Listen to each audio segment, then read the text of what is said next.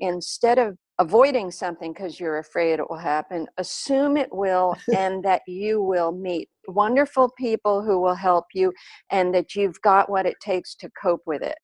I want to be someone who won't take no for an answer. I want to be someone who's brave and bold. I'm Liz Sumner, and this is I Always Wanted To, the podcast where I interview people who are doing things that others long to do. What have you always wanted to try? What you're doing in a jungle somewhere. Or maybe I should just go out and do good, helping people that need special care. Hi, everyone. When I ask people what they've always wanted to do, a frequent response is travel. They want to go places they've never been and experience the cultures they've only read about or seen on the screen. My episodes related to travel are some of my most popular. Over the years, I've approached the topic from several angles, and I've gathered some excerpts here to give you a sample. My guests, Jennifer Sumner and Barbara Castleton, are seasoned travelers who share their experience and advice. Susanne Uhl Vening introduced me to Couchsurfing.com, a social network that can be a wonderful resource for people who want to connect with locals when they're visiting a new area. Charles Mitchell is an experienced artist and teacher who leads painting holidays all over Italy. And Sarah Tarvin speaks 8 languages and is working on 4 more. She offers advice for people who want to go beyond English when they visit the world. While many people dream of traveling the globe, one of the things that holds them back is the idea of traveling alone. Maybe they're single or their partners aren't interested. Many of my guests offer resources that can help the solo traveler. One thing that ties the different episodes together is that all of my guests make the point that people are friendly. Locals in the foreign countries want to help you and get to know you, and friendships happen easily in focused tour groups. My mission is to encourage people to try some things that might push the edge of their comfort zone, but I'm not advocating terror or dread. In this first excerpt, Jennifer offers a reframe on the idea of traveling by yourself. Then Barbara suggests some tools to help the novice traveler feel comfortable. This by yourself phrase, you make it sound as though it's very either or, and I don't think it is. I think it's very graded. For example, if you went on a trip with a group that you felt very comfortable with, and then you went off on a walk one afternoon by yourself, that could feel wonderfully adventurous while protected. I think it's like any other fear. You do your baby steps out of it. You don't plunge. Excellent. And so you might do your first, solo in a place that you're pretty well acquainted with, or a town you have visited before, or I don't think it makes sense to me to do it as a big jump off a cliff thing. Mm-hmm, mm-hmm. But I do think you could plan your baby steps so that you had that little thrill of, this is into the unknown. Like one time I went, I always need to go to the bathroom more than everybody else. And the tour guide I was with was very concerned that there wasn't a suitable bathroom for me, that all there was what the locals used, which was like a hole in the ground. And I went and used this hole in the ground in the market that stunk, and that was very adventurous. Mm-hmm. Even though I was traveling with a group. And I think you can play the edge of your concerns and get the thrill of being courageous and have the excitement of it without the terror. The other thing about this is that Jennifer and I are well-traveled, and we've been well-traveled for a great many years, but I had the opportunity to view somebody who was not well-traveled. And so I want to preface this resource based on that person's experience, and everybody will be different, but I saw travel from the eyes of a virgin, if you will. Mm-hmm. And my son-in-law came with my daughter to Venice a few years ago. And he was like blown away by, oh my God, this is completely different. It was, it was just like Google-eyed and excited, but also intimidated. And couldn't find his excitement because the variations, the differences, the whole culture, the language, the streets, the lack of cars, everything was completely and utterly different than this boy from Brooklyn. I mean, so he was in a state of awe and anxiety, although he was perfectly polite to be around and everything. But you could see this happening. And on day 2, we handed him a map, and he was in Brooklyn. He was just fine. From that second on, he was at home and willing to put up with the differences. It made such a difference. It was like a banky, you know, if you're a 2-year-old. It was like, oh, a map, because he's grown up with maps. So I think that whatever it is that is comfortable for you when you're living in your own environment, if you like to do road trips or hikes or whatever that is, maybe take a similar resource with you, a map, or as I do, walks, you know, so that you have that one level of comfort that might otherwise be missing. That's brilliant to say, what is the person's blankie? Yeah. I think that's a great idea. For me, it's the phrases, is having these certain phrases, because I know I can bumble through a conversation and get what I need if I have my certain phrases. So that's very insightful, Barbara. Do you guys do a lot of research before you travel? Jennifer, why don't I start with you? You know, it's bizarre. I always mean to, but I don't do very much. I have a couple of tricks I do to make up for that. But part of my attraction is places I'm completely ignorant about, places that have a strange name that sounds very exotic. And it's almost like I protect my ignorance until the experience. But what I've often done is found a specialist there, either a local tour person or something that gives me an entry, and I can tap them for the do's and don'ts. And I love to know what is polite and what is, you know, respectful, and what not to do. I don't want to be offensive, but I am very curious. So I will, instead of doing a lot of research, I will find some people at the beginning of the trip, you know, to have a tour with. That local guide that Jennifer talks about might be easily available through Couchsurfing.com. Susanne explains what it's all about. Tell us about Couchsurfing. Couchsurfing, in fact, is a social network that connects its members to a global community of travelers. And it's all about sharing. It's no cost, it's safe because references are mandatory, and it's shaping your lifestyle, your hobbies, your interests, and sometimes your home. Wow. Okay. So how does it work? What happens? You make a profile of your expectations and what you offer to couch surfers on the site. And then some people use it for traveling low cost. So they go to a city and look if in that city is a couch surfer. You can kind of Google inside the network. And you find, for example, Liz in Pergola, and you see her profile and you see that she knows all about music and art, but she probably has no room to have you sleeping. But you can share her interest and she probably shows you around in Pergola.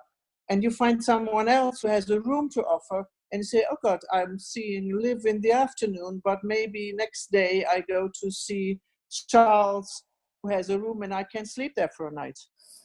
So it's not just accommodations. You're able to meet people. Is that the main point? It's all about sharing. And some people like to share their homes and offer you a bed. But it's not about accommodation only. For example, we have been in Budapest with Italian friends, and we went to a nice hotel, but in the afternoon, we met a historic teacher, and she showed us around in Budapest, and so we knew much more about the architecture and the people and how it works. And then she showed us around, no cost, and we invited her for dinner, and we had a nice afternoon. She was a couch surfer, and she couldn't offer a bed, and we didn't want to because we were the four of us. And it's not like an equal exchange. You don't have to host the person who has hosted you. Absolutely not. We have been guests in India, and this Indian family will probably never come to Italy, but we stayed 4 days in their home, and so we got inside information. How does it work in India? How do you eat? What do you greetings, and where do you go to? So it's more about sharing information. One thing that made a difference to me when we first started visiting Italy was being able to connect with people beyond asking, "Do you have a room?" and "I would like a cappuccino." Jennifer, who travels broadly, has some shortcuts that work for her, while Sarah goes in depth in language learning. Being willing to be stupid, I figure I'm entertaining the locals by my horrible pronunciation and silly construction. There's a few structures that I will memorize in any language where I will learn how to say, "Where is," and do you have, and a few of those. And then you just need a list of, you can take your little dictionary and find the noun you're looking for. But I will actually learn a few of these very useful phrases. For me, my why is almost always because I adore traveling. I'm obsessed with traveling, but I find it rude to show up in a country and expect everyone to accommodate me.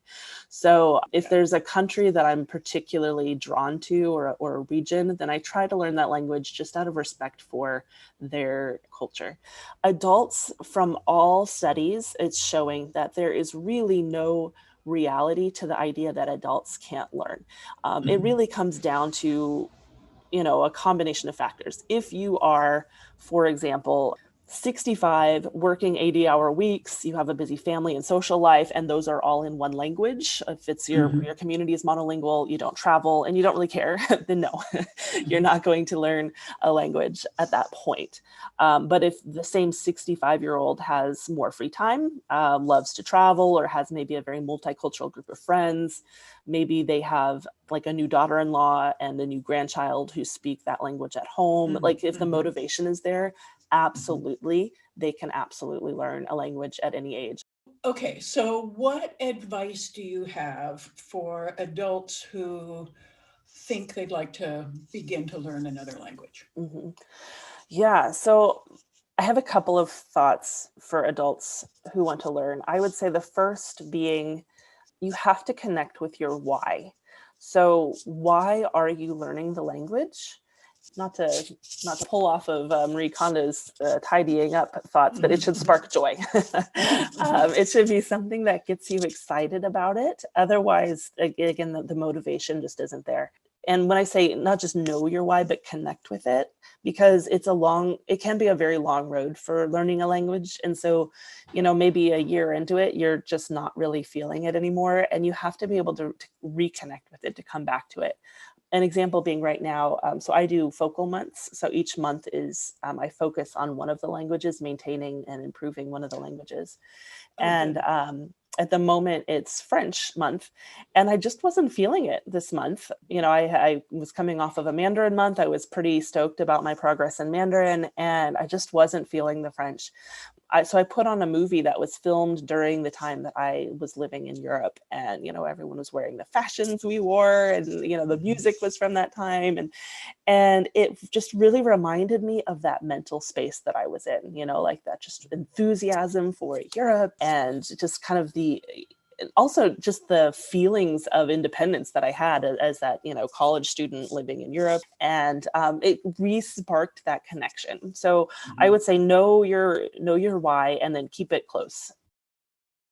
Combining travel with painting is a wonderful way to see an area, learn new skills, and find agreeable companions. Here, Charles talks about the advantages of a painting holiday. Okay, so imagine somebody is returning to their love of painting.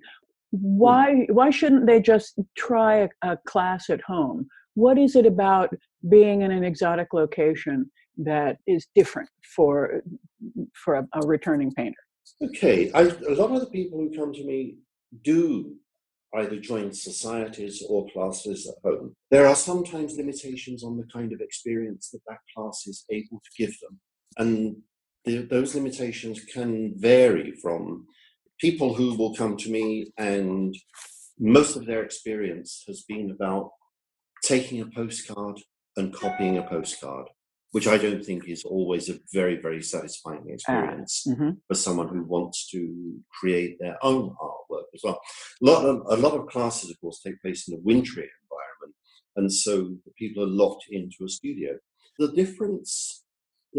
of the differences that will come if they were to take a painting holiday is that they will meet a group of people who they probably don't know, who they've not met before. The people who come for the first time, I mean, they're being quite brave, I think, because if they come as a solo artist, they come as an individual, they're choosing to come on a holiday by themselves and meet a group of people who, and all artists think every other artist they're going to work with is a lot better than they are.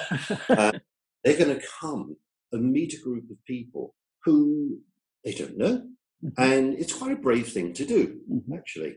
And they meet, as I say, we try and structure it so we meet on a social occasion in the first place. And I find, by and large, that people do get on quite well. Once you discover the commonality of the fact that you're all there to actually try and improve or learn about an element of painting, or just learn how to paint in the first place, or to work on and develop a specific skill, conversation runs and friendships develop actually quite quickly as well within those groups. And I always find that by the night of our second dinner, I could go away, actually, because they're all getting fine by themselves.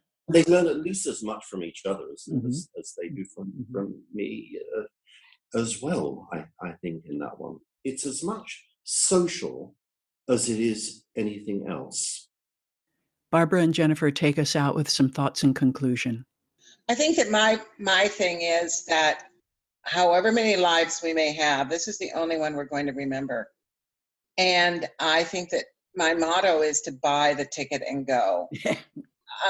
And I've had so many positive experiences that the few niggling irritations or things that didn't work out quite right are, just buried against all of these amazing personal experiences with human beings who are just willing to chat with you, share with you, give you whatever you need, and the strangenesses that sometimes make it awkward for a few seconds.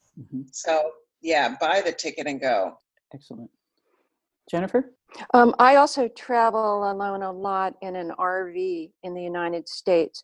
And I learned a very big lesson there that applies to all travel, is that I had this really old van for a long time, and it was always, every single trip, it had a major breakdown. And again, instead of avoiding something because you're afraid it will happen, assume it will, and that you will meet wonderful people who will help you, and that you've got what it takes to cope with it. And if you're content with yourself, you will deal fine with all these bizarre things that happen. Oh, that's so true. That is, I totally concur with the wonderful people who will help you. That has been my experience. Don't put your energy into protecting yourself. Just put your energy into believing in yourself. My thanks to Jennifer Sumner, Barbara Castleton, Susanne Uhl Vening, Sarah Tarvin, and Charles Mitchell. If you liked these excerpts, I encourage you to listen to the full episodes. The links are in the show notes. In addition, you might like my other travel-related episodes, including I Always Wanted to Live Abroad, Join the Peace Corps, Climb Mount Kilimanjaro, and Bike Across the Country. I so appreciate your sharing with your friends, giving me feedback, supporting me on Patreon, and leaving reviews. I'm Liz Sumner, reminding you to be bold, and thanks for listening.